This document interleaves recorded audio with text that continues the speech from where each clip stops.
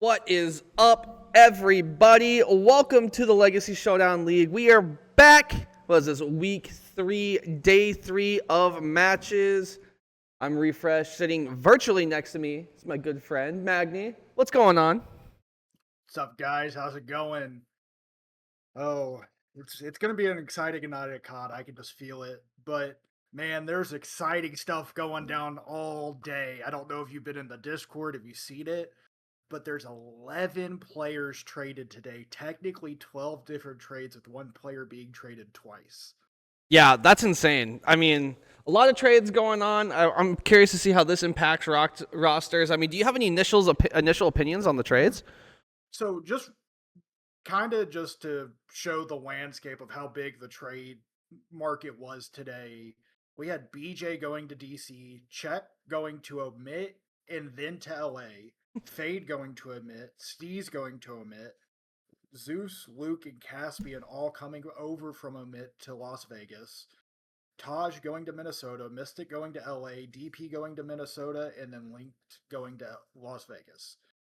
Man. Honestly, the biggest takeaway from this trade, like whole fiasco, is the fact that Omit goes from having one of the better cores in Luke, Zeus, and Caspian and being one of the probably top 3 teams in the league to those 3 going and teaming up with Cash, which is making Las Vegas, at least on paper, look a little bit better, probably a lot stronger, probably contending with DC now and stuff like that. But also Fade, Steez, both going to Omit. That's a huge one. Fade is really good. Steez, I've heard a lot of good things about. And so it kind of seems like maybe it might be kind of neutral, maybe just shuffling around teams, seeing if Kim can work, because there wasn't too many lopsided trades here. And it's going to definitely shake up the league a lot.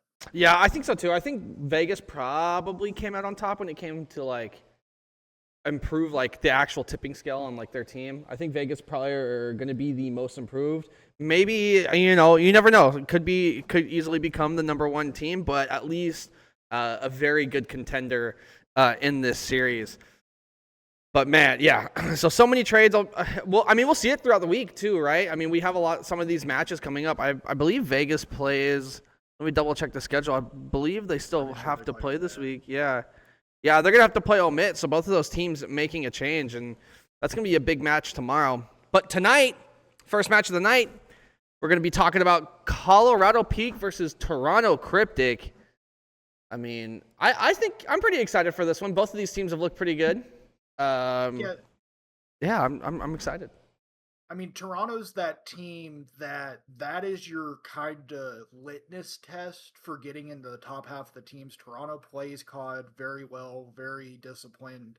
It's just sometimes they lack the slaying power and it shows against better teams. And that's what's going to be their issue going into tonight against Colorado. Colorado probably has one of the better rounded rosters. Shanks, Chip, Remarks, Papa, all great players in their individual rights, but we've kind of seen a little bit of maybe some miscommunication or maybe some not great chemistry when we've seen them play before. And obviously, it's a new match, new day. Scrims have happened, VOD reviews happened, and so it's going to be really, can Toronto come out and hang with the guns of Colorado, or is Colorado just going to come out and do what they've been doing and make it to where it's like you like to say 3-0 and a handshake? Yeah, I mean, I feel like Toronto is one of those teams that kind of plays up or down to their opponents. I feel like they can be really competitive with teams above them, but they also sometimes cut it maybe a little bit too close for the teams below them. So like you said, I think this is a good test. I think this is going to be a good test here for Colorado. We're going to go ahead and take on the map series, take a look at what's happening there. As actually, they're getting me the lobby code fast, baby. Yeah, I mean Scar, Den, Exposure, Den, Scar. It's kind of like it actually just repeats itself. It's like a big old sandwich starting with Scar. It's going to be where your ARs can get a lot more involved in the game. There's a lot of maps going into this game where they're kind of sub heavy, sit in a corner, wait for somebody to push you, play ratty. Scar is that map where that AR can go sit down and hold down a lane, and if you're a good AR, you basically cut off part of the map for the other team. And then the other one I want to look at is if it does make it to that map 5, Scar Search and Destroy is such a toss up. It's just dependent on whoever could play better COD in the A bomb site. It's just like Vault from last year. B's there. B's viable if you want to push it maybe once a game. But 95% of the pressure, 95% of the plants, it's going to be that A bomb. Mm. And so I like to see maybe if it does get to that game 5, Toronto is very good at holding each other's hands, playing setups, playing trades, and it might give Colorado issues. Yeah, I mean that game 5 is very interesting. I've been playing a lot of that and playing a lot of Scar and CMGs myself, and a lot of people like to hit that wrap really far on that P3 side, like where that plane heady is. So I'll be curious to see teams that are playing on offense, how they can hold that hotel side by also kind of keeping an eye on their back, because that can be very scary. If they have someone up top green, someone on top hotel steps, and someone on top blue, like it's pretty much just a firing range down there at the bottom of that hotel. So it's going to be, if it gets to that game 5, I think it's really going to be won by the team that really has their head on a swivel.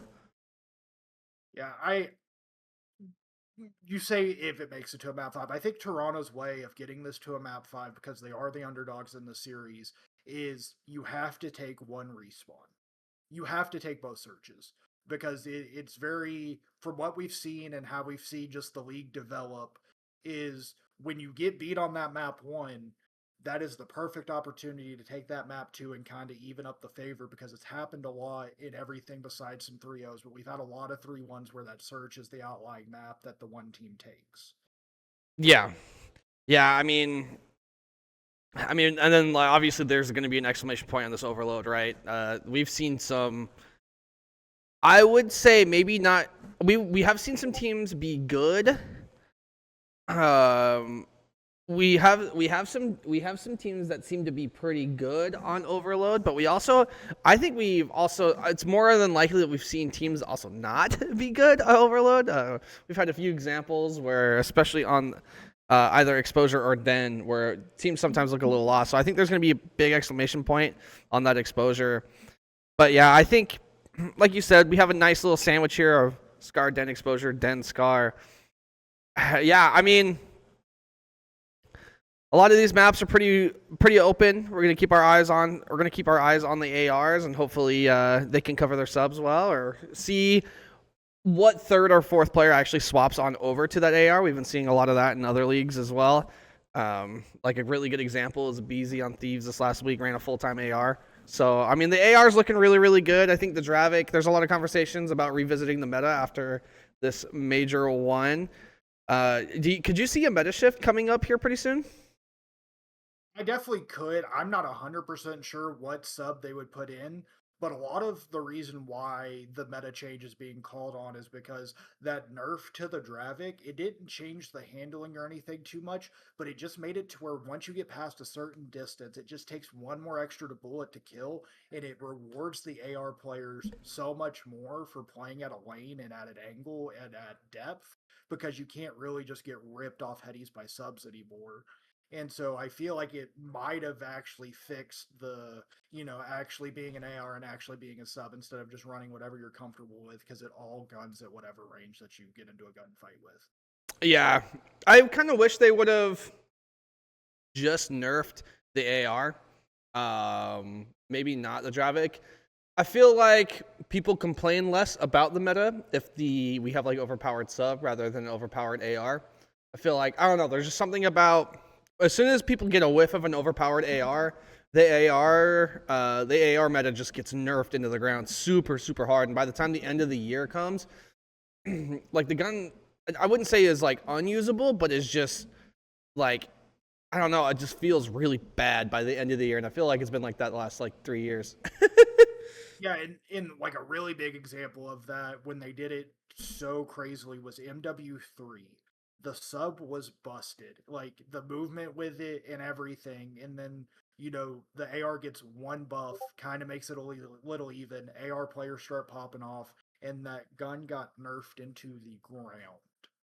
And so hopefully that's not what we see here. Hopefully we can kind of stay away from just allowing those subs to take over, because allowing the game pace being able to be controlled by the ARs makes it to where it's a lot more old style of Call of Duty where you get punished instead of just being able to run and use movement. And then because the sub bails you out, you don't get penalized for making bad plays. Yeah, I mean that's there's a lot of interesting elements that going into weapon balancing, right? Especially when it comes to a game like Call of Duty. Yeah, I just kind of wish we had a 3-gun meta again. It's 2-gun metas are cool, but I always enjoyed like a super solid flex gun, like almost like a medium range do it all. Like you could win a long range gunfight, you could win a close range gunfight, and I honestly think that probably could have been the Dravik maybe before the nerf, and maybe just kind of buffed another sub. I think the Dravik had a really good opportunity to kind of be like a better, like not like a better Maddox, but something similar to a Maddox, slower shooting sub. And so, yeah, I think now that that's been nerfed along with the AR, I think it just, I don't know, it just didn't help the subs at all. Like, I think with what they intended, it was a very strange nerf. Yeah, I could understand maybe if you're trying to either pull like the Maddox or the Barrage into the mix and making it to where that can maybe be your mid-range gun. In that way, the excuse me, the Dravik gets a nerf, becomes just a true sub, and you get a third gun in there. But right now, it's just you get punished so much for just pushing random angles and not shoulder peeking and everything that you have to do as a sub because you can't just run out now. Yeah, you can't just run out. So you're gonna have to think about it, right? So I think a lot of these players are gonna have to take a little bit like more clear map routes, and they're gonna have the AR has become now even more important when it comes to looking over those players. So I'm curious to see whose routes adjust, who hits corners a little bit better. You can't really swing out wide anymore. Throw shoulders, kind of bait players close to you. I mean, that's kind of how subs used to have to play. So I'll be curious to see if like a lot of these players pick that up. Yeah, it just really comes down to who adjusts better in the meta. And we've seen metas in Call of Duty change, and then teams that are, 1A, 1B are now fighting for top 8. And so it's really just putting in the time, kind of predicting what the meta is going to be. That way you can be ahead of people. Optic does it really good in the CDL. That's why Optic comes out a lot of the times in the first 1 or 2 matches, look really strong, just because they have great coaches. They have great players who sit there and actually learn everything. And then when everybody else catches up, or, everybody else kind of gets the hang of it, or a meta switches, we see them kind of, 0-16 type situation. Yeah. Yeah, I mean, I think with the meta switch, it doesn't help a lot of these like really fast sub players maybe that were able to just like slam everything out. I'll be curious to see who's like practiced this, if any of these teams have set aside time to practice it. I think that's always something that's super important, right? I think talking about the game now is very underrated. A lot of people they're just kind of like slamming the hours on the game, trying to play as much of the game as possible, as much chows as possible, and that's really, really good. But I feel like people maybe had more healthy conversations back in the day about the game and like actually strategy, how the game functions. And so maybe that's where like a little bit of frustration comes with like players that are a little bit older trying to team with some of these younger players. I just feel like, I don't know, a conversation was more had, and like we used to talk about Call of Duty strategy in I think a very healthy way, but I don't know if we necessarily do anymore. Yeah, we've gotten so far away from, the karma type players, just doing what they need to do, playing their role correctly, enabling the rest of their team to be able to go out and do what they need to do. And now it's kind of just all 4 players can randomly pop off, and you have to adjust mid map because there is no true roles. Yeah, but I do really like that concept. I feel like the roles concept has always been kind of like a strange one to me, especially because for a lot of my time, especially when Halo was really, really relevant, I played both Call of Duty and Halo. And in Halo, everybody starts with the same weapon. Everybody has to, like, obviously you have your players that are more likely to pick up like sniper rifle that spawns on the map than Like, because I've seen players really bad on the Rockets, but there's a responsibility by all 4 players, right, to play that objective and make sure that those power spots are taken.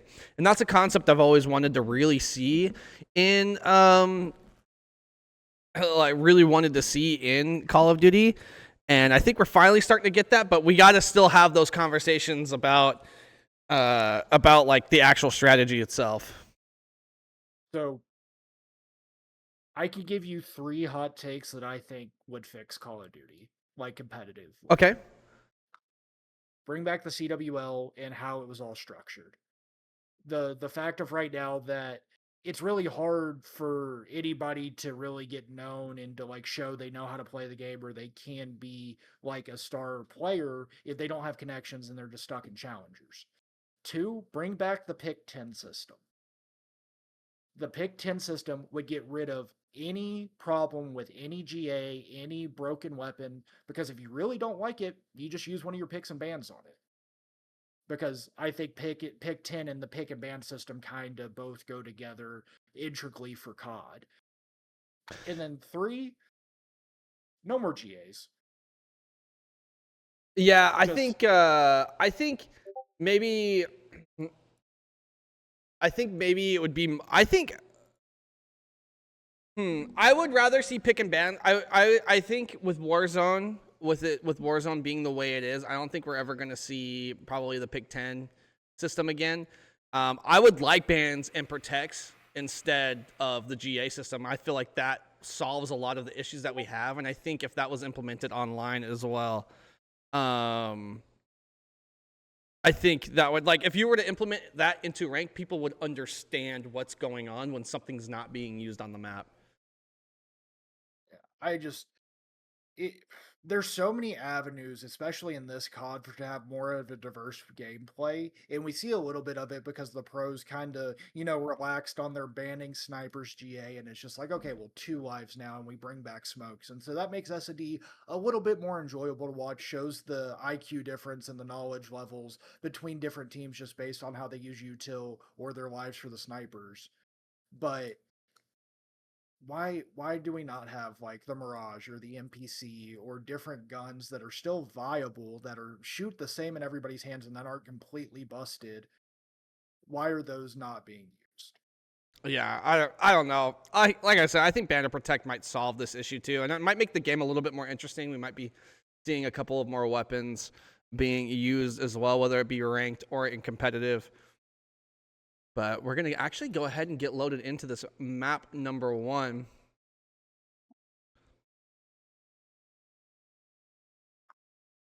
Like we are. Boom. There we go. Just a little delay, but it's starting. Looks like we have Sullivan, Biru, Tavi. How do you say that? Yeah, that's Solo. That's Solo. So it's, Solo, Sullivan, Baru, and Tavi. Okay. So Remedy is not in tonight.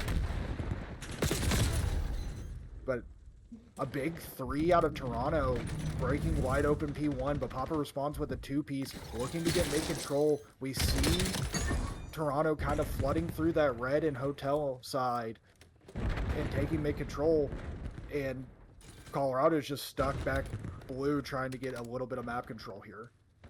Yeah, I mean, this first initial P1 to P2 rotation, we've kind of seen it be the end-all, be-all when it comes to a lot of these maps. I feel like the teams that transition from one to the other tend to win these maps, especially when it comes to that second rotation of hard points. But Toronto getting a majority of the time on that P1. It is going to start to go over to P2. We're going to have a hotly contested point. See who comes out on top. Chip just hiding behind Jen. Yeah, it's just one of those things where if you don't have teammates there, if you don't have help, just play your life. And Colorado don't do that, and they get broken from the front, giving a little time to Toronto here as they have the covering fire over the point, and Colorado's just going to be stuck playing back blue. Nobody's taking her out, and they're just trying to headbutt through front, and this is going to be really problematic if they don't break here soon, because it's going to be the easy rotation for Toronto. Yeah, we saw Baru actually fall back and watch mid there for a second. Gonna opt to just try to play that back over on bottom. Is gonna fall. You're going to see P3 is going to start to get rotated over for. Sullivan's going to be your player to watch over here. Already on this plane heady. I like the positioning from them. Can they get a kill? Nice kill with the pistol there. Sullivan's still alive. Is eventually going to fall, but does make a lot of ground for your team. You're going to have numbers over here, but that player on the plane heady. I mean, that spot's just so powerful on the side of the map. Yeah, if you know what angle to play it at and you're not just right up on that little apex of the plane, then it's almost impossible to get ripped off. But I don't think Toronto's really worried about getting ripped off. If you're looking at the scoreboard of your Toronto 1-7, 1-8, we have to see Colorado kind of start getting it together. A little slow, uncharacteristic start from them. But lucky for them, they're really just tied here. Even if Toronto get the rest of the scrap, they're not going to be too far behind going into P4. Yeah, it's going to be Shanks, too, taking the sleigh leading. Holy moly. But, yeah, I wish I could hop on them, but right now my codcaster is broken, so that's fun, cool, and exciting. Yeah, great game. Yeah, I mean, man, that's just like the one thing you got to fix, man. Day one, fix it.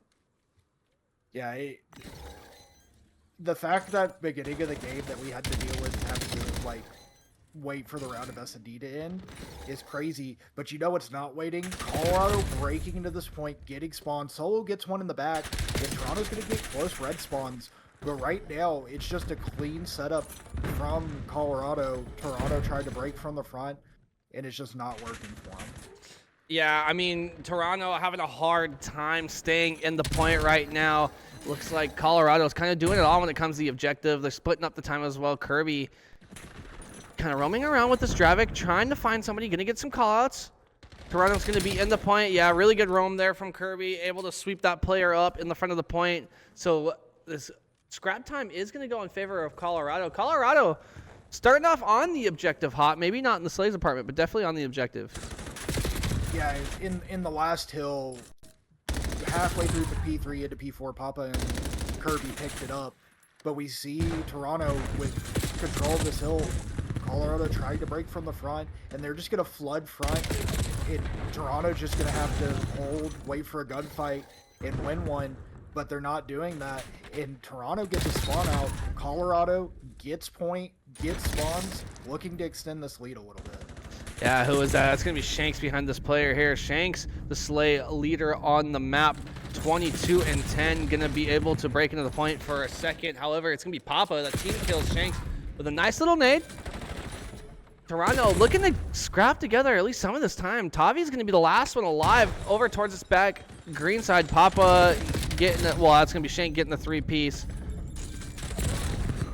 Yeah, Tavi just dying there. It's really hard when you just get broken from the front like that. If you can't deal with the pressure, you have to have somebody pushed out mid to kind of get those people sliding from playing weak. And Toronto's been doing really good with the setups. It's just they leave one or two lanes open and they just get broken, and it's led to this Colorado. Yeah, I mean, a very big lead, but again, this is the transfer I was talking about. On the second rotation, we've seen a lot of teams start to lose from this P1 to P2. A lot of teams, I mean, I think there's a lot of maps this year that have really holdable P1s that you can't necessarily see it from all angles. You have to be on one specific side. And when you have a map like that, it's whoever's really playing that mid cut the best. And right now, Colorado is doing a very, very good job keeping these players off of it, taking a lot of time on this P1. We're going to hop back on over to Kirby. Kirby already rotating for P2.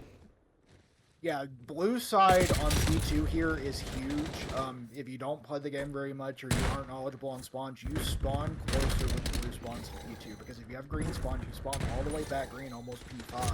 And it allows you to get reinforcements faster. And that being said, Toronto just wipes 3, gets this first time of hill control, and now they know where they're all going to come from. It's going to be a really good setup trying to watch Colorado break. Yeah, I'm just looking at a big gunfight right now. Colorado Peak trying to get the rest of this P2 time. Doing a pretty good job staying alive on that little box. I mean, I felt like Kirby was alive there for forever, but Toronto finally breaks in. They're going to have 3 people near this point. Solo's going to be pushing back, grabs a second AR, going to be staring mid, trying to catch somebody coming over from blue.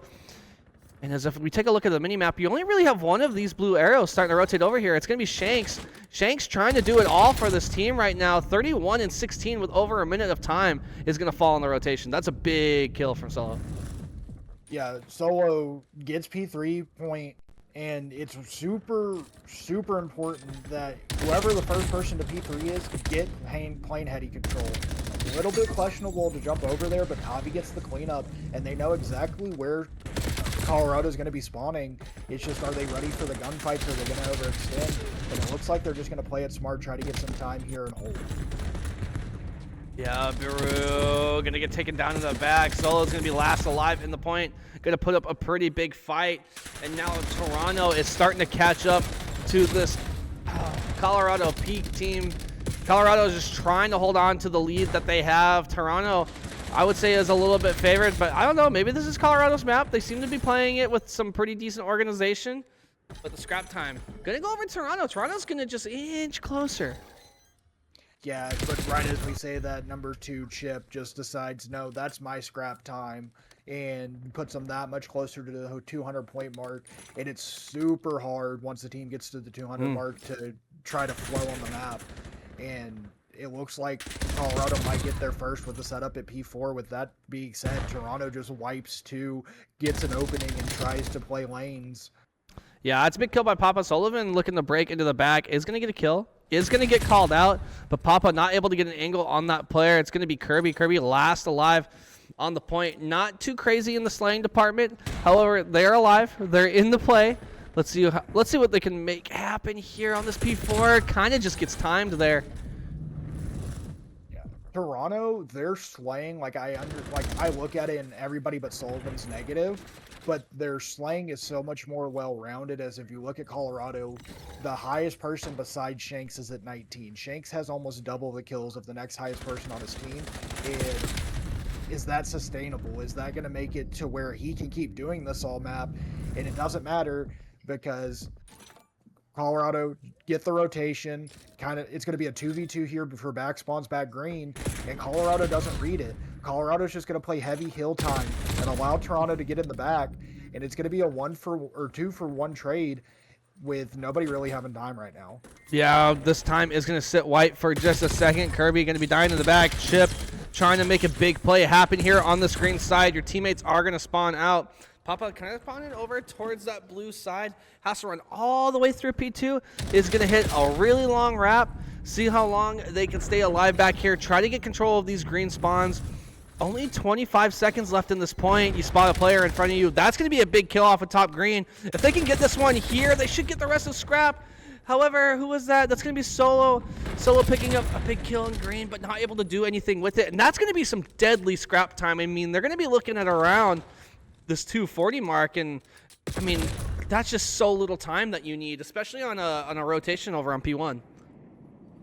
Yeah, if you're Toronto, you're looking to make this competitive, maybe bring it back, but you have to start maybe thinking about map 2, because with only 9 seconds left compared to 112 that's needed from Toronto, it looks like a break might just happen here. Baru says, no break yet. I'm just going to get a 2-piece, play my life on hill, wait for the reinforcements. But if that said, Colorado just wipes, gets kind of control in mid, and it looks like it might be Ono map 2. Yeah, I mean, we might be heading over to map 2. It's going to definitely end on this P1. Nobody really there in time. Tavi tried to slide into the point. He's just going to get taken out just a tad early. Colorado coming out, winning map 1. Honestly, and I thought it was, like, from the actual objective standpoint, pretty convincing. Maybe not from the slays, but from the objective for sure. Also, if you're seeing this and it says Papa, this is actually Shanks. This is the one that has 45 broadcasters, just a little bit broken. Yeah. That 45 and 26, there's the actual number with majority of time, 5,400 ticks of damage as well. Oh, that's a lot of damage. Yeah, and eyes have to be on here on the newest person on the roster for Colorado. Remarks not having a great map, playing what he needed to, but going neg 10. He's normally the person that Colorado has pop off in S&D. And so if he's having an off night, Toronto has to take the opportunity, has to seize it, has to go out there and try to win this S&D to tie the series up 1-1, because going down 0-2 to a team like Colorado is never a position you want to be in. No, definitely not a position you want to be in. And I mean, you don't want to go down 0-2 to any team, right? You always just kind of want to stay. You always want to stay ahead of that cut. But we're gonna go over to the den. I think the den's gonna be super super interesting. It looks like Shanks actually tied the kill record currently at 45. So big Mac from Shanks there. Shanks a big reason why. Getting the time and the kills, big reason why they were able to get ahead early and stay ahead. So big up the Shanks.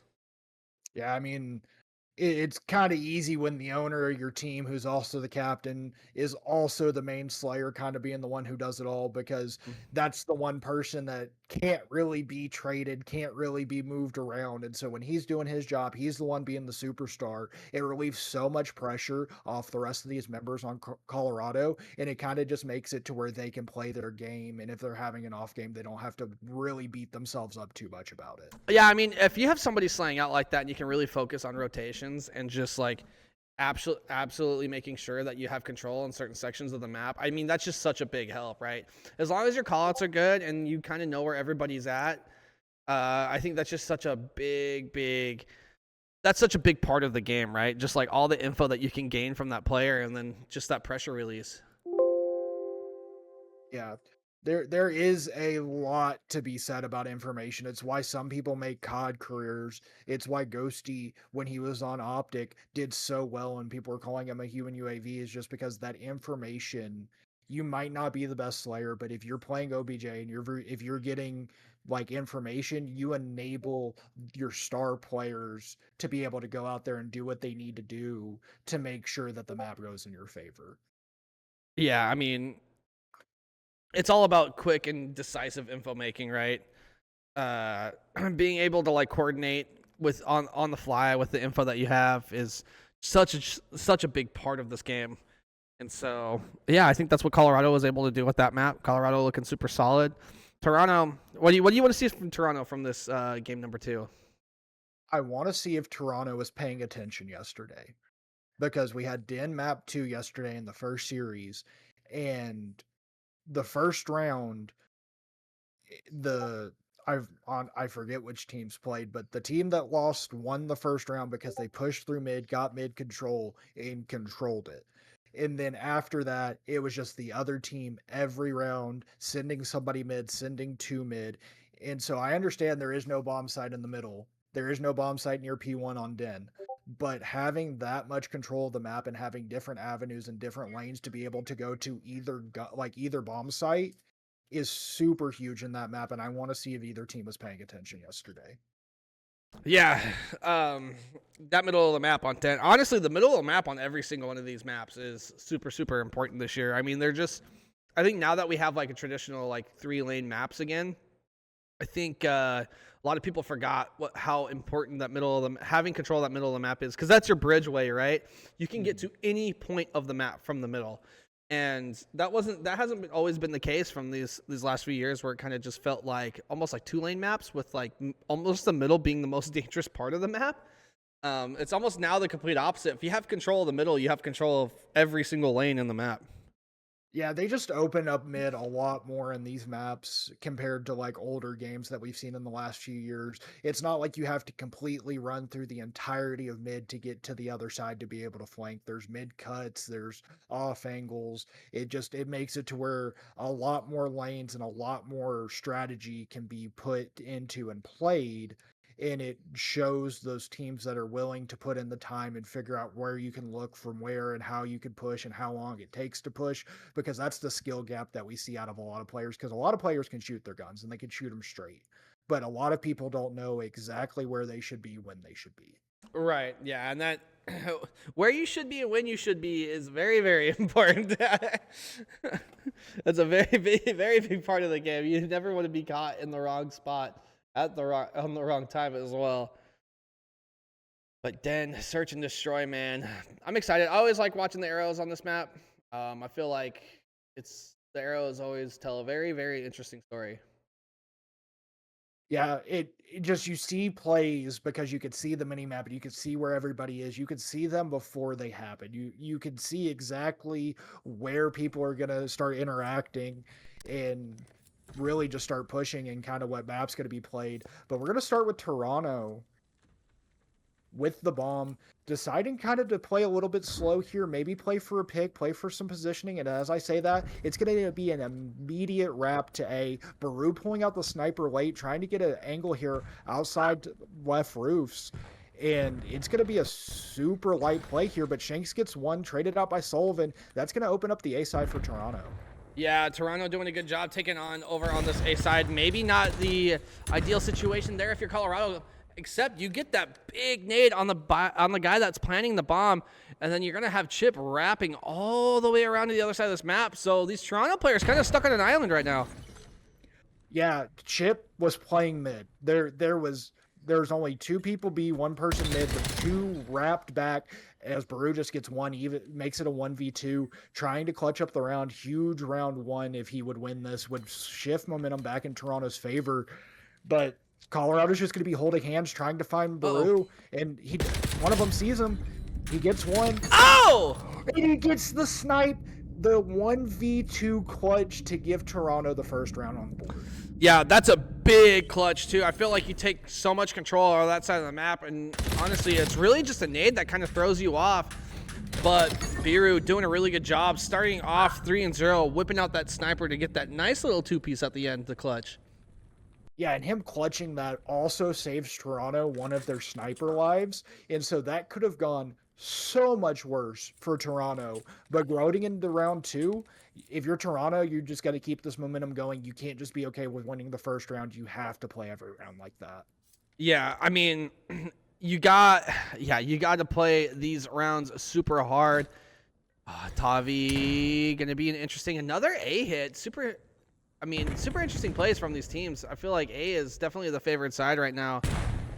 Sullivan going to be in a really good position to try to get a stop on somebody trying to get the plant down. Going to toss a nade over onto the site. No info. Going to have the M15. Sees a tack come around the corner. Is going to duck that. Just kind of give your teammates info. Interesting play there from Papa. Papa sliding out with the bomb. Dropping the bomb in a pretty bad spot. I'm telling you, that man just had to be itching for a gunfight because when Sullivan was peeking that back heady there, Papa was just YYing like it was nobody's business. You could tell that man wanted a gunfight, and it makes it to where Toronto has the man advantage in a 4v1. Shanks last alive and gets picked out. Very, very clinical from Toronto, just deciding to let them push and let them make the move. And it just leads to Toronto getting a second round on the board and looking really strong here in this SM. Yeah, I mean, right now Toronto looking really good on the map. I feel like a lot of momentum carried over too from that first round. Curious to see. I'm curious to hear the call-outs here. Everyone hitting that that server side, that A bomb side, so heavy, especially at the beginning of these map. Yeah, I mean, I can understand why Colorado didn't push B with Baru having the sniper out. It's always a threat, and it makes it to where it's a little bit A heavy. But Toronto's like, oh, you want to talk about mid-map control? We'll just get all of it. Waiting for a flank. Number 5 here is going to get a kill onto number 2. Pretty easy, but then immediately traded, and it's going to leave us in a 2v2. Sullivan and Tavi versus Kirby and Papa. It looks like Bomb is just going to be down, and Tavi just gets the timing on Papa, making it a 2v1. Kirby's just trying to rotate here, trying to find an opening. And Toronto's like, you know what? You can do that. I'm going to go plant this bomb on A, kind of cut your time down a little bit and make you come to us. Yeah, Kirby getting a kill very, very fast on the initial push here. Gonna back out. But he never sees that second person wrapping. And when he shoots his gun there to kill the first in the 1v2, he just it's unless he checks his flank here, it's almost a kill every time. Great play out of Tavi. Yeah, 3-0 start here for Toronto. Toronto looking super hot on this Den S&D. Is it the map? Is it the mode? Or is it a little bit of both? I just think Toronto's coming out with a set game plan of what they want to do and how they want to do it. And I know we saw that little bit of like trying to decide where they were going to go round one, but after that, it's been very clear, very concise, just getting 4 down. And we're going to see Colorado trying to run into B here, but Baru with the sniper here, if he can just get one, if he can just find the head or the toenail or the left arm of somebody, it's going to make it really easy. And just like that, Chip's down, Chip's gone. Baru gets a 2. Baru's only died the one time, so this is the last sniper life that they're going to have. I'm pretty sure they died with a sniper, what was it, a round ago? But yeah, Baru finding 2. 5 and 1 to start on the... And Tavi on a 6 streak as well. Look in the earn streaks. Yeah, in that situation, in a 4v1, you just have to let Shanks come to you. You have to just play patient, no bombs down, especially when you play streaks. And it doesn't matter because Baru's just taking everybody's head with that sniper. Yeah, Baru looking really solid with the sniper rifle, using it to clutch, using it to, get so much control on this side of the map. There's just such a big presence by this player here. Yeah, really good shots from Baru. Good map positioning as well. So if you put the sniper away, that counts as one of your lives, right? I hope so, or else that's very confusing. Because Baru switched off and pulled out an AR that second round when he saw nobody B, and so he probably just still has 1 sniper life left, which is going to be something to maybe look at. He has the M15 out right now, so if it is switching counts as well, there's no more sniper for Toronto, which might be a little bit questionable as they're trying to push B here. But Colorado just has a good setup. Mid-control, 3-back dojo, just waiting for Toronto to run into the guns of them. Yeah, it's going to be Solo that picks up a kill in the middle of the map. You're going to have Tavi wrapping all the way around. You're going to see these red arrows get really paranoid. And I think your next big gunfight is going to be over here on the Shanks. Shanks trying to get a hard hit on Tavi. Tavi going to be falling off that deep rotation. Shanks doing a really good job. These players are so close to each other. Checks every corner except for that one, and it's going to be Solo left in a 1v2. Yeah, as Shanks goes down there, Kirby finds one onto Baru, and it makes it a little easier for Colorado. They're just holding right now. They have clear bomb, but they have no idea where Solo is. Solo could have went anywhere on this map. Dan, it's so easy to get around. It's so fast. And now they know that she's back dojo. It should just be hopefully a collapse here. Solo gets one onto Kirby, runs out of bullets, but decides to ego chow. That was one of the most confident slides I've ever seen. Yeah, you got to have it. Colorado finally putting a round on the board. There could be a little bit of a momentum shift there. That's all you need, right? You need to get that first one. That first one is super important. Chip with that final kill. Colorado finally getting their first round. Yeah, Colorado, huge momentum swing there. But looking at the scoreboard, Papa 1 in 5. Normally he turns it around. This is a very uncharacteristic showing for him. If he doesn't pick it up, it's going to be really hard with Baru and Tavi both having 6 apiece, one having a 3.0 KD, one having 1.5. And as Baru just takes another head off, I guess switching doesn't matter. Chip kind of brings it back, but Baru and this sniper has kind of been Colorado's Achilles heel this map. Yeah, Baru with the sniper has been, like I said, such a big presence. I feel like Papa, every time Papa has the bomb, I'm always super nervous. I feel like that bomb just gets dropped in the worst spot every single time. I feel like you gotta have maybe a little bit more presence on the map when it comes to like having your bomb player run a little bit better with some of your other teammates. Yeah, if you're Colorado looking back at this VOD, you might change who your bomb carrier is just because Papa likes to play aggressive. He likes to get up in people's faces. He likes to sit corners. Kirby likes to rip Baru off at the head while he's sliding. And it just makes it to where Colorado might have to change the bomb carrier because it's a lot of the reason why they're down here.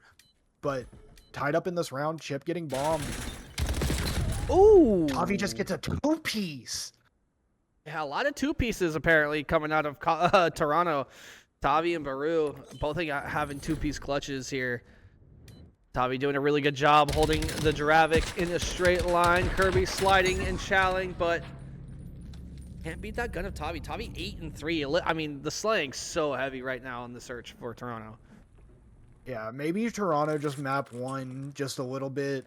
You know, it was a late start, some early game jitters, map one jitters, maybe some people being cold, but that's the whole different storyline this map too. Toronto being up 5-1. They're going to decide to do a 2-2 split, take bomb B, and they should see here that it's going to be 3 to B. It'll be interesting to see if they get a rotation in or if they just try to bang this out with having somebody flank. Yeah.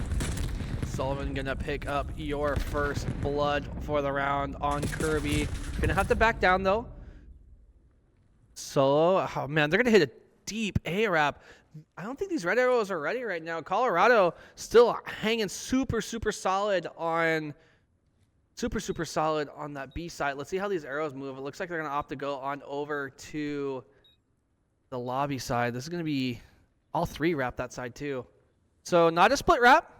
All 3 players in lobby. Lobby, though, going to be in an interesting position here to get a kill. Yeah, Toronto just does a really good job pushing out the map, deciding which side they want to play it from, closing it on that side.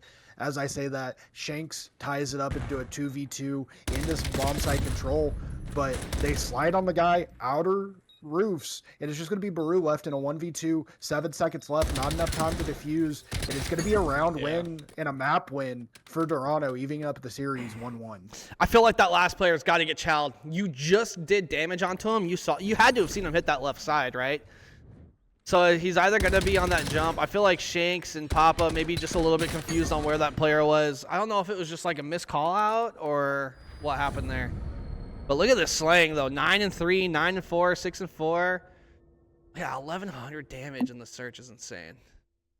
Yeah, the fact that Toronto has 3 different players with 6 non-traded kills is crazy. That means that there were 6 different times where they were catching somebody sprinting or getting a pick and not getting traded, and it's super hard to win an S&D when you're not winning the trades and not winning, you know, the ones when you're playing on an island.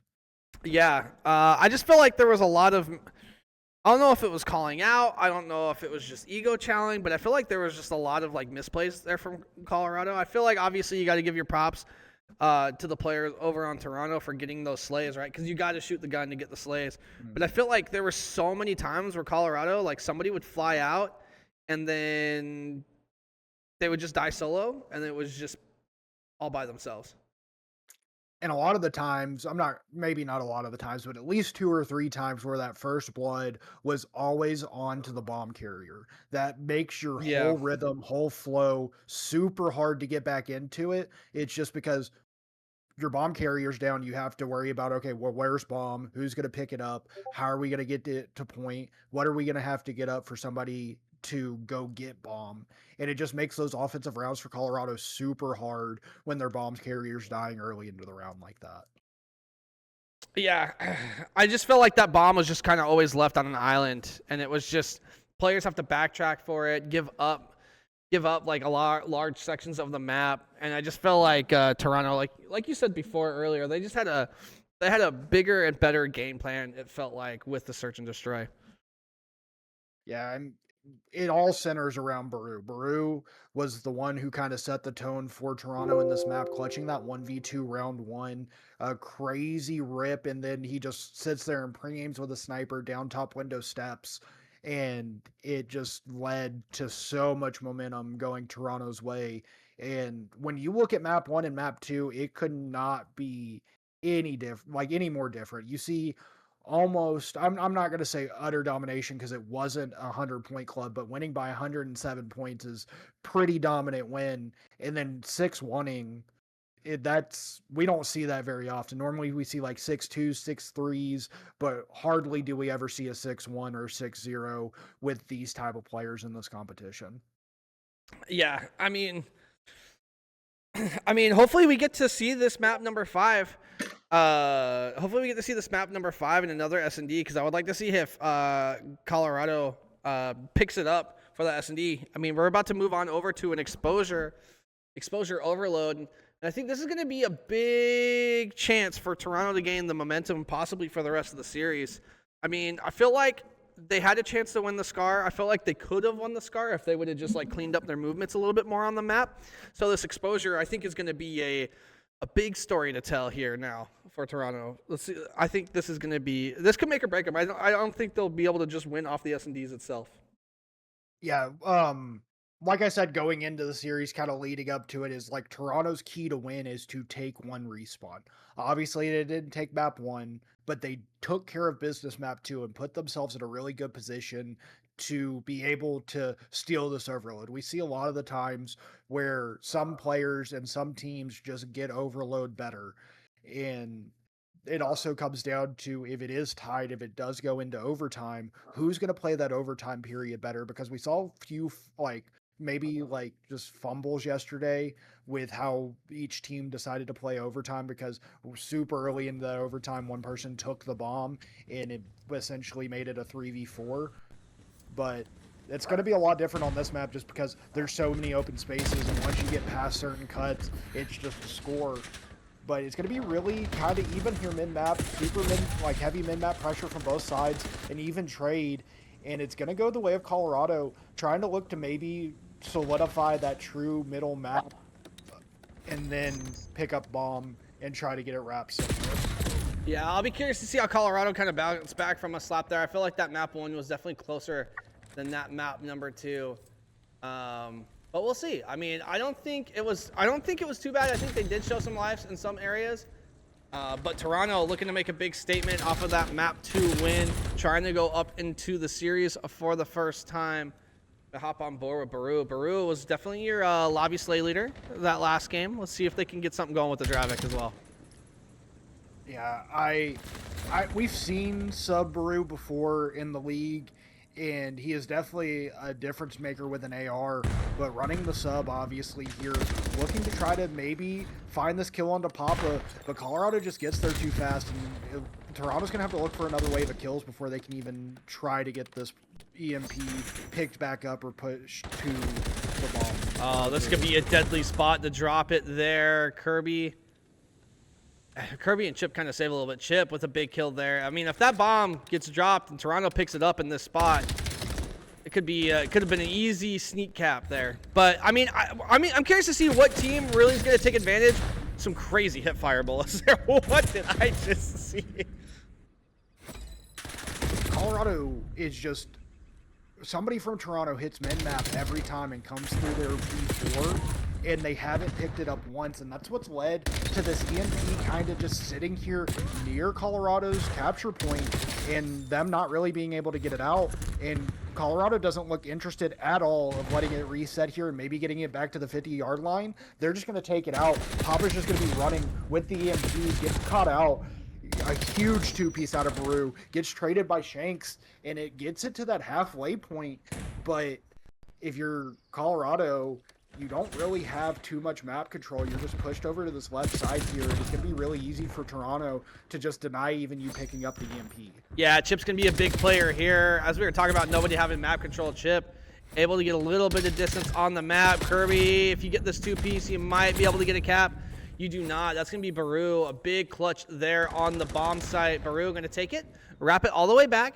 Who's it? Sullivan? Sullivan's going to be up top here trying to get a couple of slays out early. Baru is going to kind of be by themselves. You need to be careful, though, because if you go all that too far that direction, you can drop it in not an ideal spot, but it looks like they're going to fake hit A, wrap B. You have two players over on this side ready to slay out. Yeah, it was a great fake by Toronto. Just they thought they were going to take it A, Colorado overcommit, and then Toronto just caps on the same side that the EMP spawns up. And if Toronto can kind of keep this pressure here and keep Colorado from getting this new EMP, it could get really dangerous and look like a 2-0 lead. Yeah, I mean I think they're doing a little bit better of a job playing on this P2 side. Let's see if big gunfights here. You're gonna have Tavi flying out first. Who was that? Kirby picking up the EMP player. Oh, a team nade from Baru. Baru not being so clutch there. Is gonna pick up a kill with the pistol. Is gonna fake hit mid and bait out that player. So yeah, I mean Baru opting for a lot of these fake hits. Yeah, and it worked that first time. But the second time there, he just didn't have anybody with him. He just has to wait a little bit longer, maybe let that extra ping come off. But as I say that, Papa just destroys Solo. That was a crazy gunfight. Yeah, that was a very crazy gunfight, man. Solo definitely probably should have won it, but I think those players maybe just didn't know exactly what was happening until it was a little bit too late. Baru, again, cutting through the middle of the map. You mentioned it before. Colorado not taking any of this mid-map presence. They're just trying to really get up and slam this P2 side. I mean, this EMP device has been here for 90% of this round. Yeah, I mean, it's only been on Toronto's side of the map for about 30 to 40 seconds. And Kirby's going to get a big two-piece here, kind of keep EMP from going up, but 5 seconds left. Whoever touches this has a chance to score, and it's going to be an extra 30 seconds or until Chip dies. If you're Toronto, you have to get to this A side, and you have to get into it fast because you can't just let them slam. Yeah, this could be a big moment here for Chip. Chip with the EMP, looking for a lot of help. It's going to be Kirby with them. Kirby is going to have to pretty much go off like crazy as soon as this EMP touches the ground. Yeah, they're going to get slammed behind as well. Man, I feel like once they played mid-map, I feel like Colorado looked fine, but I don't know. I think just trying to overwhelm that P2 side was not it. Yeah, they just let the EMP sit way too long on their side. With between Toronto picking it up and Colorado picking it up, that timer gets reset every time it drops. And sometimes you just have to let that EMP reset and you take map control because you're just funneling into the same point, into the same side. And it came out in Toronto's favor that first half. Yeah, Toronto doing a really good job taking control of that middle map and using it to kind of place, like really split the players from Colorado, kind of have them look two directions. I feel like that was really their only problem. I feel like they had some decent ideas, but they were always constantly having to stare behind them or stare off to the side. Tavi, though, first blood on the nade. Starts off the round with a bang. The second round, I'd like to see maybe Shanks kind of kicking into gear as having 45 and tying the kill record. This respawn is not going super hot for him, but Toronto is just running, and they're going to both go mid-window. One finally backs up to Platt, but it might be too late. He might be able to jive, doesn't get a shot off. Tavi gets a trade. It's a huge two-piece, and it's just the same thing that we saw last half is the bomb just being super deep into Colorado's spawn and them not really getting it out. I feel like Tavi had a big moment there to possibly push up into their base a little fast. I think there was a lot of hesitation that kind of caused those players on defense to get back a little early. I think they were out of weapon ammo and had to turn around and pick up another gun. But Kirby, fake hitting A, gonna wrap all the way around towards B. This should be tied up 1-1. Yeah, it just both sides overcommitting on the first initial real push from both parts of the round, and it led to different outcomes and ended up being a tie game. Baru's just going to take this device and try to get it as far forward as possible. The pistol isn't going to do much at that range against Kirby, and it's going to be Solo trying to get pushed up. EMP's just down top solar. Sullivan, they're just flooding, and Colorado is just getting the kills, getting all the trades, getting the map control, and it looks like they might. Gotta play that heady, man.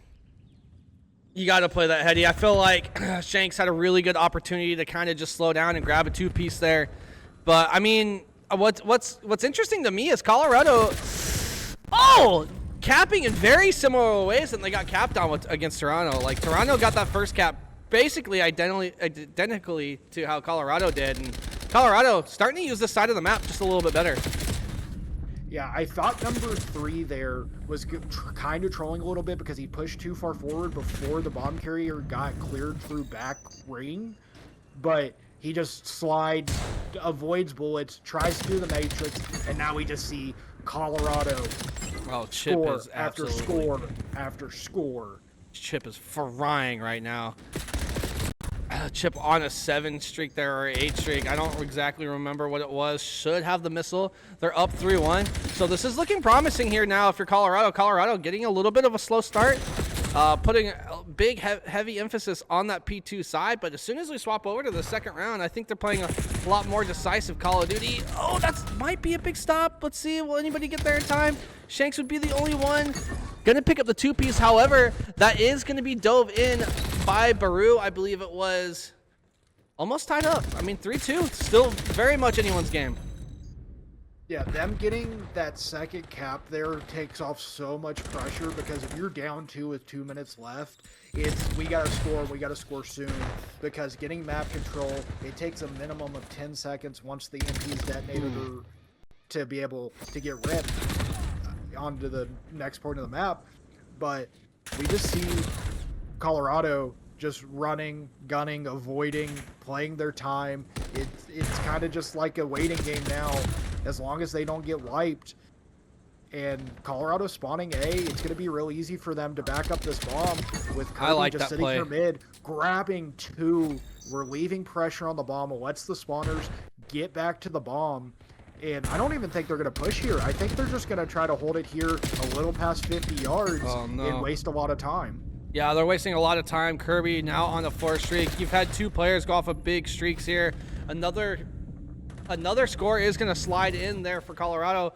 Colorado up 4-2. Only 40 seconds left. I mean, Toronto, they got to go. Yeah, it almost becomes mathematically impossible at this point unless they just score right now for I mean, this setup's Toronto looking to get good. back in this game. I mean, this setup's looking real nice. Tavi should be able to run this in pretty free. If they die here, it's going to be a little bit concerning, but it's going to be mid-map. I mean, with this amount of time left, they got to grab it and they got to go. Yeah, I mean, the good thing is if they do touch it, they get extra time, but it's just getting that map control while Colorado's just sitting here at every credit corner, looking over this EMP, and they're just going to decide to pick it up themselves. They say, oh, we know you want it. We're just going to give it to you. It just extends the time there. Maybe a little blunder from Colorado. Yeah. But we'll see if Toronto can capitalize. I mean, I feel like that was a pretty big blunder there from Colorado. Streaks get called out right at the very end, so you're going to have some players out of position. That's going to be a big death there. Baru left in a 1v. Everybody else is going to fall. Yeah, that got a little bit dicey at the end there, man. That did not need to happen like that. Yeah, because even if you're Colorado, you picking up that device there, if you're the team that's up, it doesn't extend time. And so the only thing that happened there for Colorado was you just decided, hey, we're going to save you some time. We're going to bring the EMP right to you. And luckily for Colorado, it didn't matter too much because they just got back flat. It just run and gunned everybody in that last little bit there. Like you said, it was Baru versus everybody. Yeah, I mean, Kirby and Chip both going off. Chip on an 8 streak at that one point, just absolutely frying. Yeah, I don't know who I would give that, like, the performance of that map to. Yeah, I don't know. I feel like both players were reasons why that number 3 and 4 score went in, able to get on their side of the map, play up close and personal, and just do the damage, man. I mean, that's what it takes sometimes, right? I think Colorado had a better concept of getting a player forward and just doing damage than what Toronto did. I feel like there was too many times I saw Toronto just try to slam it in and force it in instead of actually setting up for it. Yeah, in my opinion, I would probably say the thing that broke that game wide open and what kind of opened the floodgates for Colorado was that 7 spree that Chip went on at the beginning of the second half. Yeah. So I would say if we had to be particular and had to pick somebody who stood out that game, it's definitely Chip for me, just because they had pretty similar score lines, kind of both slayed out, both popped off and kind of just ran the table for a little bit. But it was Chip's streak that got Colorado back in the game, back into map control. And once we do it, it was 2-1 that fast. Yeah, I mean, it became 2-1 super, super fast. Really good stuff there by Colorado. I mean, we were kind of down on them, I would say, after that search and destroy. We did know that they were going to have to pick it up. Yeah, that was a really good bounce back, especially for how that map 2 ended.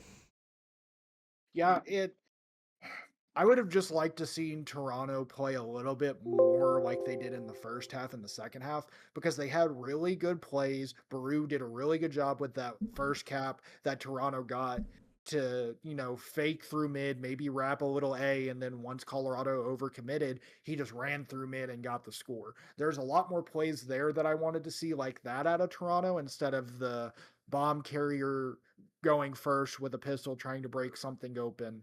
And it was a lot of what we criticized Colorado for in that first half. Yeah, I was gonna say. I would say the first half was almost just kind of strange, rather than it was like clinical from Toronto. I feel like that first half, I felt like that EMP being on that P2 side was just super, super bad for Colorado, especially because Colorado wasn't taking up space in the middle of the map. I mean, Baru was constantly just hitting them from that mid cut over and over and over again. So obviously Toronto like going up in that first half is nice, but honestly, I think that might be more on Colorado than it is like props to Toronto. I mean, I hate to always be kind of like the negative one there, but like Colorado, you win that map, yeah, but you got to go back and realize what happened on that first half because they easily could have scored multiple times on that first half as well. Oh yeah, they just send one person up through mid. You see the mid map adjustments into round 2. You saw a lot more mid presence out of Colorado, and so you can kind of already tell that they were just like, hey, that's what really costed us that round. It made the adjustment, but I would like to see them come out and maybe do like a 1-2-1 split, have one go dirt, one go solar, two go mid, and then just kind of feel how the map opens up instead of just trying to headbutt and force one side of the map that may or may not be open. Yeah, and I think they did a really good job with Colorado on that second half, getting it into a more of a middle position, kind of over by that silo on that P4 side, where depending on where the slays were happening is where they were able to make their decision. That's how Toronto kind of scored their first one as well. They fake hit one side, immediately swapped to the other. But when Colorado did it, they got it to that point. They got it to that central point. They slayed, and depending on the info that happened on the slay, okay, well, it's like, well, I slayed on this side, but they're spawning over here. They would run that side. Or there was one cap, too, where it was just really good spawn recognition, and Colorado was able to run it in just because of spawns. Oh, yeah, that first cap, I'm pretty sure it was the first cap that Kirby had. They were pushing it heavy through mid into A, and then I guess there was a call out because there was 3 back A, and then we just see Kirby sprint through P4. He was just booking it. This man, run, Kirby, run! But it was great spawn recognition, great comms, because you could just see once those 3 players showed themselves, it was just off to the races. Yeah. But yeah, I mean, we're going into another hard point. We're going back to Den. So we'll see how these players fare on hardpoint on Den. Could it have been a map thing? Is Den really Toronto's map, or are they an S&D team? Sullivan looking to get the first blood, but it's actually going to be Baru. Baru getting the first kill to kick us off on this hardpoint on Den. What are you looking for Toronto here? How are they going to take a respawn? I want to see either Baru or Tavi pop off. Both of them have popped off in every other map, but collectively, besides the first hardpoint, they need to see that translate to this map win in order for them to be comfortable and kind of take control of the map. But as I say that, Tavi starting off 0-2, it's going to be really split time here. Toronto got the first little bit, but Colorado broke back in, and it's going to be basically about even here with the little bit of scrap time going the way of Toronto. And Toronto trying to fight for spawns back here. It's a huge gunfight out of Baru. That opens up the back. They know that they're going to be flooding for couches here. And Chip just takes one, says, pistol, no problem. It gets spawns for Colorado, which is going to make this hill so much easier to break because you spawn so much closer. Yeah, I mean, they did a pretty good job. Pretty scrappy P2 so far. Chip in a big battle there, ending up killing Baru. This is just like something that I see from Papa's point of view. A lot of times when I watch Papa, I feel like Papa gets like sometimes a little bit tunnel vision. So Papa, if you're ever going back and watching this, just kind of check those corners because you gotta like fill in the gaps, right? If you have all of your players forward and you know couches is open, go ahead and look at that couch door. I feel like some players kind of suffer from tunnel vision, and maybe that's kind of what happened in the S&D as well.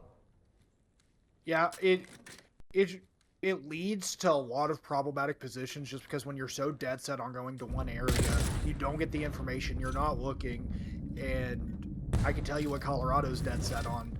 getting this back dojo spawn for P3 and just deciding to fight for it. Kirby's trying to maybe pre-fire. That's a really common spot some people sit in, but it's going to be Solo getting a huge 2. That grenade kill opens up the P3 for them and allows them to get this initial time here on P3, but Colorado still have spawns, and that's something that they're going to have to deal with. Yeah, I mean, they're doing a really good job right now on this P3. Toronto looking to break through Dojo as well to kind of force these split spawns, and that's exactly what happens. Papa going to be the only one really back here to try to enforce these spawns late into this rotation. As I say that, Toronto's going to give up a little bit of time here to Colorado. Colorado kind of just breaking in, grabbing 2 kills. I mean, this could be a problematic gunfight. Papa just not able to get the kill. Going to whiff a little bit there. But, I mean, just the presence of Papa being on that side of the map and those players getting kills on P3, I mean, it really keeps them in the lead. And that could have been a really bad P3 for them, but it turned out okay. Yeah, there was a lot of split spawns happening there because you saw Colorado spawn out back P3 on the bad side of the map, push through P3, and then because Papa is hard blocking, you see that random split from Toronto, and it gives Colorado the easy rotation here. But Toronto's going to say, rotation, sure, you can have it. We're going to take spawns, we're going to take kills, and we're going to make it to where we have the lead. Yeah, I like what Kirby was doing there. Chipping away some of the damage over there on those players, shot that trophy, was able to toss a nade, and we're seeing another example of Colorado breaking in and getting these split spawns. I mean, they're really getting the scrap time. Like, they're just kind of cutting through the middle of the map. They're getting the scrap time, and they're going to hold about the same amount of lead as they had pretty much this whole time. Yeah, this first rotation, I know that Toronto's down in just getting gunned by Chip getting multiple 2 pieces, making it to where his teammates could just sit on hill. But if you take anything away from the first rotation as Toronto, you did not get outslayed as much as the first map. I know you're still down, I know you don't have control, but you just have to. There you go, Papa. There you go. And as I say that, Papa's just like, you can't have any confidence if you're dead. Yeah, no, Papa doing a really good job starting to pick it up on the map. That's exactly what you want to see from a player like that. Also getting a lot of really important ground. I like this play direction here from Papa. Getting up top, getting the info, getting some slays on top window. Baru left on the island pretty much by themselves there for Toronto. Tavi really the only one in position to try to make a play here. They are 5 and 12. They only have 2 seconds of time. So this is gonna have to be the moment if you're Tavi to pick this up. Yeah, you either need to get this spawn here and kind of start going nuclear with your slaying, or you have to self-reflect and be like, hey, I'm not doing so hot. Let me put the gun into the other player's hands. And right now, it's just Colorado. There you go. Gunfight after gunfight, and Tavi gets a huge 2. Yeah, Tavi doing a really good job with that rotation, able to get into the point as well. Going to be kind of your person throwing shots on over the jumps. It's going to be a double couch push. You are going to have somebody rotating pretty deep with about 35 seconds left. That is going to be Papa trying to hit the rotation, doing a lot of damage on these players coming up off of spawn. Going to be a big distraction. Chip picking up a nice kill on the point. They're still looking for Papa in the back, but Papa's in the point. 20 seconds left in this point. I mean, and they're trying to extend this lead.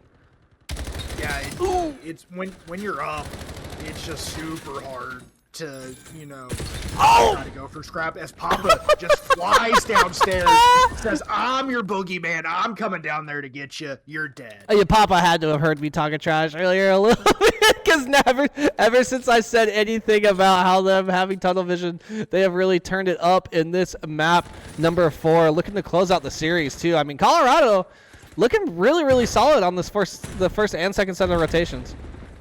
Yeah, it's kind of the same story as the map 1. The score was really even though Colorado might have had 2 people kind of slaying out. And then in that second rotation, it just opens up. Everybody kind of gets a little bit comfortable on the map.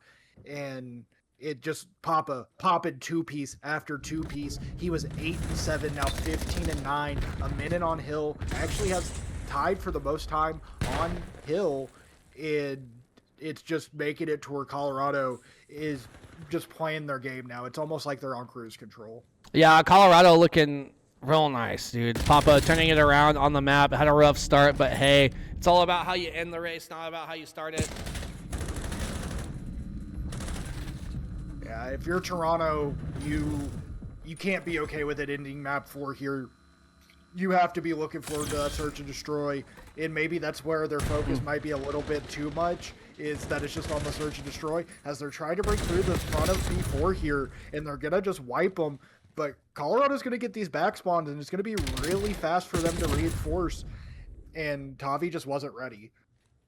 Yeah, Tavi just was not ready for that gunfight, like you said. Baru going to be falling in servers. A lot of scrap happening here. Chip going to be in a big gunfight versus Sullivan. Sullivan doing their best to stay alive. Also, their best to get some time here. Going to get a little bit of support from teammates. Eventually is going to fall, but Baru going to be able to be in the background to pick up the slack, be kind of your cutoff person. Big two-piece there. I mean, if they get the rest of this time, they're looking pretty decent to play a little bit of catch-up. Yeah, it goes from being down 100 to Baru just slamming people on this P4, making it to where it's only about a 50-point game. If you're Toronto, you're only one map down. You're one good hold away from being back in this game. Yeah, one good hold it is, but that kill feed has started to turn blue again, running away with it. Colorado trying to keep their composure, trying to keep the lead, whether it be in the series or in this game. It's going to be an interesting gunfight here. Players a little bit off position. Papa on the other side of Dojo, going to be looking to get control of this middle map. I really like the positioning here. This is a really big power position, especially for that P1. You're able to shut down the rotation and get kills off of people blocking that other side of the P1. Yeah, Papa, great gunfight there. Yeah, and right as they got mid-map control, number 2 Kirby looks at that P2 flank just to see if anybody's coming to potentially grab spawns, and if somebody was there, Kirby would have kept them spawns. But right now it's a 10-point game, kind of looking a lot like the first one. Might end on, Hill 2 here. Papa just pre-fired for a wall. How do you know he's there?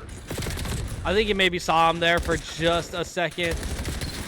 Maybe saw a little glimpse of him, but it's just gonna end, man. That was a wild game 4. I feel like Colorado, picked up the pace a lot there. Yeah, just Toronto put so much effort and so much resources into that P4 to get them back in the game that they gave up P2 spawns in the P1 setup, and if you're Toronto, you can never break it. It was super hard, especially with Papa sitting there mid-cut, just ripping anything that tries to get on Hill, and then you have immediate rotation to P2, which just closes out the game. Yeah, big ups from Shanks there with 3,400 damage. Honestly, they shared the damage pretty well there. Yeah, they shared the damage pretty well there. Papa picking it up on during that last map too definitely helped a lot. A lot of 2 pieces, a lot of 3 pieces. But yeah, really impressive stuff from Colorado. Colorado winning all of the respawns. So maps 1, 3, and 4. Toronto looked really, really good on the S&D, but maybe not have the pace there for. Yeah, not having the pace for the respawn, I guess. Yeah, if you're Toronto, you're gonna kind of be beating yourself over on that control, or on the overload. Almost at control. So glad that game's mode's out, but that game was super winnable, and you could have put yourself into a map 5, great position for map 5, and you kind of just you can't let just 1 or 2 people go on crazy streaks and blow the map way open. Yeah. It's honestly, those last 2 respawns came down to like those players just getting really, really hard streaks. That just makes it difficult, right? Yeah, like how are you supposed to gain traction on the map if you have somebody absolutely just like slamming you or like stuffing you out of your spawn? Yeah, when you don't feel comfortable coming out of your spawn, then it's real hard to get any control of the map, because if you don't have your own spawn control, then you can't even think about anything else. Yeah. But it looks like MVP. I think I'm looking at the production chat right now. We kind of talk about MVP in the background without you guys hearing about it. I think this is kind of a toss up between Shanks and Yo. Yeah, what's up, dude? We were just talking about you, dude.